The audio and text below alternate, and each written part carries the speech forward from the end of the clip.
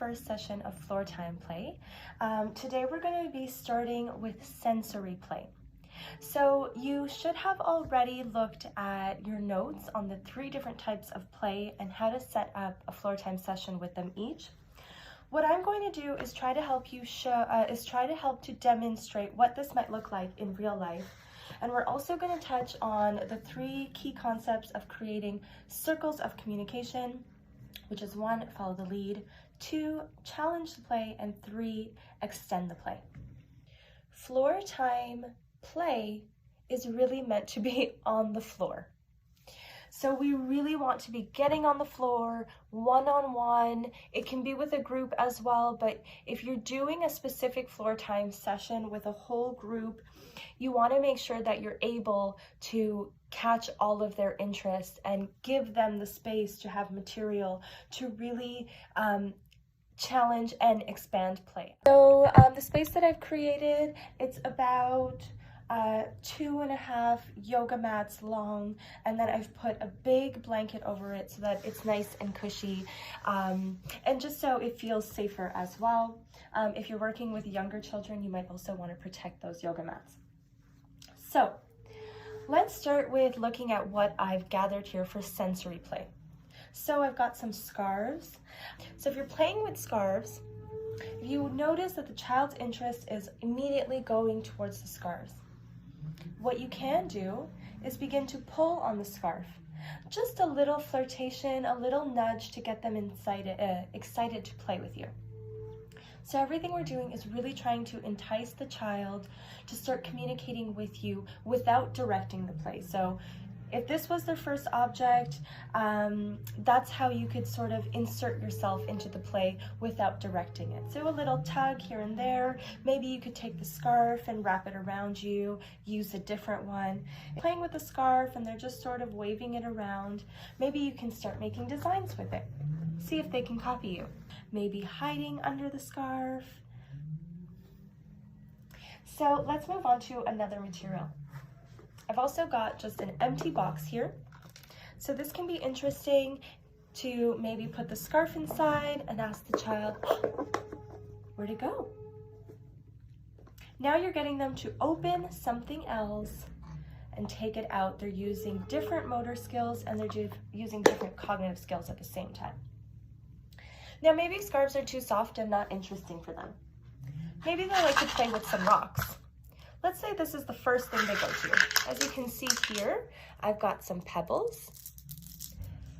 Now pebbles are interesting for different reasons. When you hold them, they're kind of cold, they're hard, so you've got this sensation in your hands. And then you've also got an element of noise. So this is where you can start taking notes as well. If you notice that this sort of noise is disruptive or makes the child withdraw, take note of that for next time.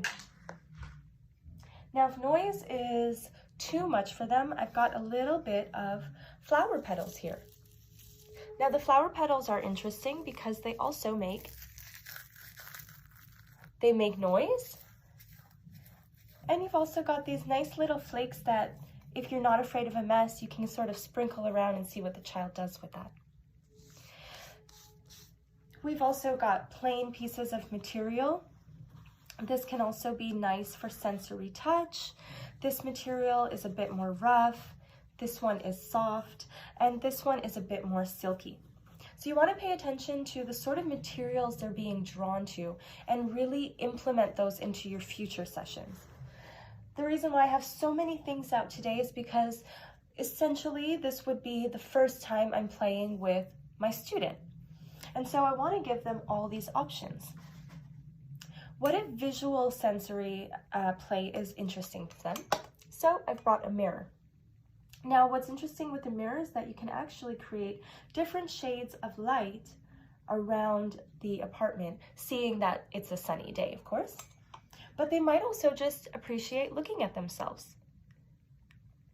This is sensory play as well.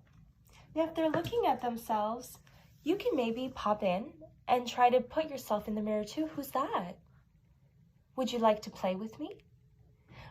You can do peekaboo, moving the mirror, hiding the mirror, and then showing their faces. So this is expanding and challenging play at the same time. If you've noticed, they like noisy things. Introduce textures and elements that make different sorts of noises. So here we have some paper. I've brought in a little bell. We want to see how the child is interacting with all the material and really pay attention to what their interest is. What are they really seeking out? The more and more you understand this, you can start creating those elements, and you can challenge the play by adding different elements. So now what we have here is a session set up for object play. What I also want to go a little bit deeper into is following the lead, challenging the play, and expanding the play.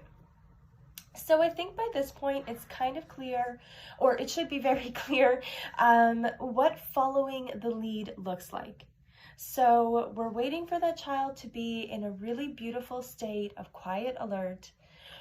We're allowing them to take the lead with these different materials, find their interest, and then insert yourself into this dynamic, or into this back and forth rhythm with the child, where you are enticing them further with their own interests and not directing play. So let's talk a little bit more about challenging play. So we're looking here at object play. In object play, I'm going to start with showing you some of my materials. You can start pulling out stuff that are not conventionally toys, but children do love to play with them. So you'll notice children love to play with pots and pans and toilet paper rolls and containers, spoons and forks. So I've continued to keep my rocks out. We've got a box. So in object play, a really nice way to build that flirtation and challenge the child is by hiding objects. So let me give you an example of what challenging the child can really look like. So we've got a bunch of things here. We've got some forks and spoons. We've continued to have the water. I've got a measuring cup. I've got a little plant pot here. We're going to see, let's say the child is particularly interested in this little spoon. Let's say they're pretending to feed themselves. You can go ahead and say, I'm hungry. If the child comes to you and is interested in playing with you, this is an opening of a circle. The child is interested and initiating play with you, even though you're the one who sort of enticed them into joining play with you. So let's say they go ahead and they're feeding you, and this rhythm is going back and forth, and you say, you know, to challenge the play, you could be like, I'm so hungry, but I don't see anything. Where's the food? Where's the food? I need more. So you can extend play this way and challenge them to find different ways to using different materials and expanding that play. So what you could do is perhaps take this little box here and put the spoon inside. So it's your turn, they hand it over the spoon, and now you've hit it. So the point in challenging the child is to allow them to get a little bit frustrated or a little bit worked up to really get through that challenge, and you want to help them in this challenge. You also want to be really sensitive to their cues at this time. So although we want to challenge the child, we don't want to throw them completely off. So let's say this was the activity, and I'm enticing them, and I'm like, ooh, where's the spoon? And I put this behind my back.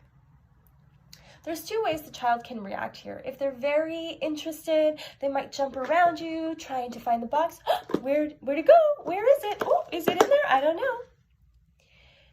There could be another way the child reacts, by just standing there, maybe avoiding you, getting frustrated. So you'll start to see the signals of interest really decreasing. If you see this, you want to help the child win. So although we're challenging the child should win 70 to 80% according to Greenspan.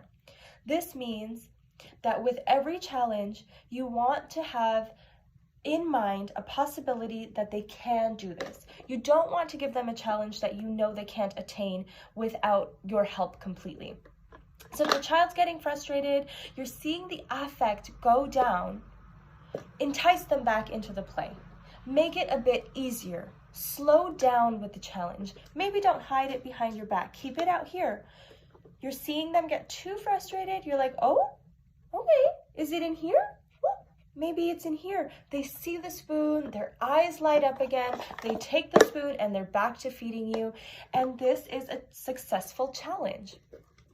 And this is also another circle of communication that has been complete. So what does it mean when a circle of communication has been complete? Let's say the child's got this little container here, and they're making little noises with it, or maybe they've just got it in their hands, they're checking it out. An opening of this circle of communication would be perhaps you asking the child, can I see it? Ooh, what have you got in there? If the child accepts and gives this to you for you to look at, this is the child opening the circle. Now you challenge the play a little bit. Can you balance this object on your head? The child takes it and tries to balance it. This is a circle successfully closed. There was an initiation by the child. You challenged, they responded. Expanding the play comes a little bit later, especially when we get into symbolic play and the child's thinking has increased and they can really think about these gray areas, and we can really expand by asking questions. So let's go into the next session setup to learn more about expanding play.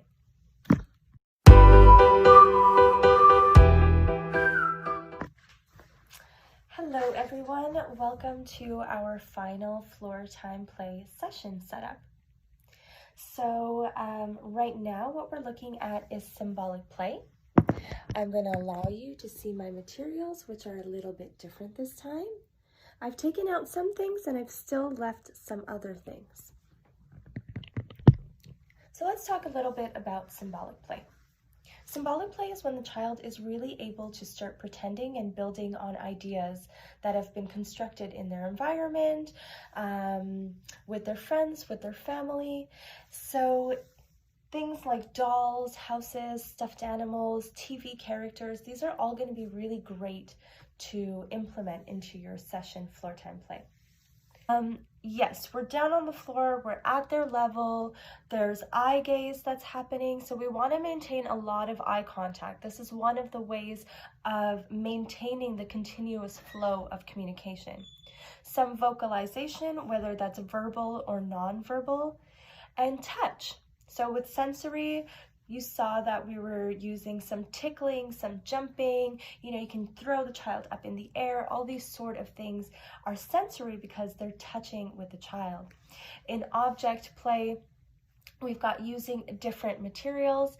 And now finally in symbolic play, we're really putting it together and starting to make little stories and scenarios with the play. So let's review some of the materials I've got here. I've got a nice baby doll. I've got a little puppet here.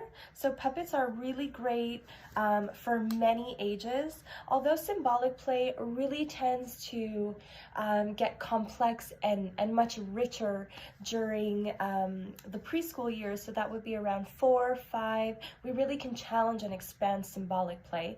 Puppets are a really great idea for younger students.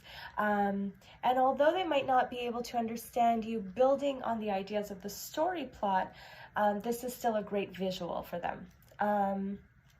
So please excuse the dirt that's on this. My niece was eating and playing with this puppet at the same time. All right, so let's go into an example of how to expand on symbolic play. So we've touched on following the lead and challenging play. Now I want to make sure that you really understand the concept of expanding play. So let's say you've got your child and you see that they're really interested in the baby doll. Maybe they're feeding the baby doll. right? Maybe they're giving them some water. And so your key here is to start asking questions. What's your baby doll's name? What are they eating? Can I have some? These are all different ways of challenging the play. Now, when we expand play, we're thinking about, okay, they're eating. What does my child know about hunger? Are you hungry? Have you eaten? What is your baby eating? So we just want to develop the story, create more depth to the plot. Where are you taking your baby next? Wow, I love their clothes. If you see that they're maybe patting their baby, is your baby tired? Are you putting them to sleep? Watch how they engage and expand their own play. Maybe they're done eating. Oh yeah, my baby's tired. Where can we find a bed? Let's take maybe one of these pillows. Would you like to use this as a bed? Now you're expanding the play. They're using this little object. They're using the doll. Maybe your doll is cold. Let's put in a blanket. You can use these little cloths to clean them up. Do we need to clean them after they eat? Oh, maybe we need to clean them first. So these are different ways that you can expand on the child's interest. Their interest is the doll. What can we incorporate to expand this plot, to expand this imagination and pretend world? You can get involved as well. So you might say, oh, wait, we forgot to wash the baby after they eat. They're dirty. You can go in and start cleaning. If the child responds with, oh yeah, let's clean, that's a great closing of circle. If they respond with, no, they don't need cleaning, they're going dodo, they're going to bed now, that's still a great way of closing the circle. The child has initiated their interest, and it's your job to be like, okay, can we sing them a song? Maybe the child starts singing a song. This is expanding play. So I hope that these videos have added some clarity to how we can all three follow, challenge, and expand play with the 3 types of play as well.